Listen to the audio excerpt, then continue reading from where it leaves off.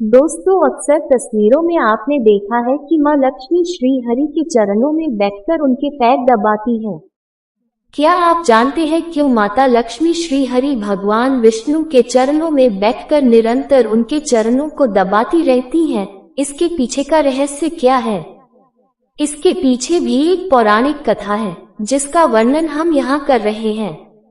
लेकिन ये कथा सुनने से पहले वीडियो को लाइक कर दे और चैनल को सब्सक्राइब करें ताकि माता लक्ष्मी की कृपा सभी पर बनी रहे। एक बार नारद जी ने मां लक्ष्मी से पूछा कि वो हमेशा विष्णु जी के पैर क्यों दबाती रहती हैं।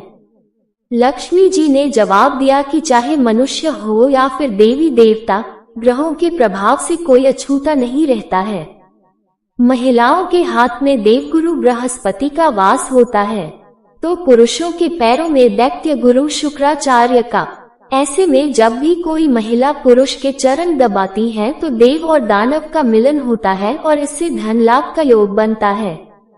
यही कारण है कि मैं हमेशा श्रीहरि के चरण दबाती हूँ।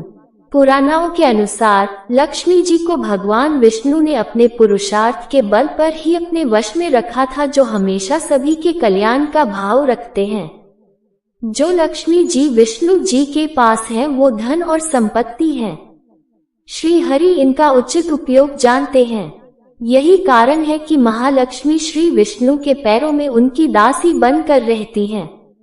इसके अलावा भी इससे जुड़ी एक और पौराणिक कथा है, उसे भी जानते हैं। एक अन्य पौराणिक कथा के अनुसार लक्ष्मी जी की बहन अलक्ष्मी उनसे ईर्ष्या करती थी।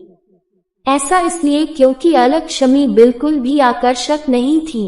उनकी आंखें भड़कीली, बाल फैले हुए और बड़े बड़े दांत थे।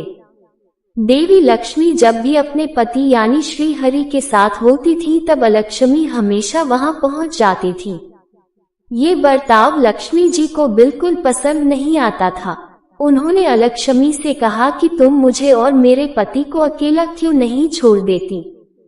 तब अलक्ष्मी ने कहा कि उनकी कोई पूजा नहीं करता है, इसलिए जहाँ भी लक्ष्मी जी जाएंगी वो वहाँ उनके साथ आएगी। ये सुन देवी लक्ष्मी क्रोधित हो गईं और अलक्ष्मी को शाप दे दिया। उन्होंने कहा कि मृत्यु के देवता तुम्हारे पति हैं। गंदगी, ईर्ष्या, लालच, आलस, रोष जहाँ भी होगा तुम वहीं निवास करोगी। इसलिए मैं माँ लक्ष्मी हमेशा ही अपने पति के चरणों की गंदगी दूर करती रहती है, जिससे अलक्ष्मी कभी भी उनके पास न आ पाए। जैसा कि कहा जाता है कि सौभाग्य और दुर्भाग्य एक साथ चलते हैं। ऐसे में दुर्भाग्य कई बार आपके जीवन में प्रवेश करने के मौके तलाशता रहता है। अलक्ष्मी भी इसी तरह घर के बाहर बैठकर लक्ष्मी के जाने का इंतजार करती हैं। जहाँ पर गंदगी मौजूद होती है या लालच और ईर्ष्या होती है वहाँ पर कलह और कलेश का वातावरण बन जाता है। इससे ये संकेत मिलता है कि घर में अलक्ष्मी का प्रवेश हो चुका है। ऐसे में लोगों को माँ लक्ष्मी की पूजा निरंतर करते रहना चाहिए, जिससे अलक्ष्मी घर में प्रवेश न कर पाए।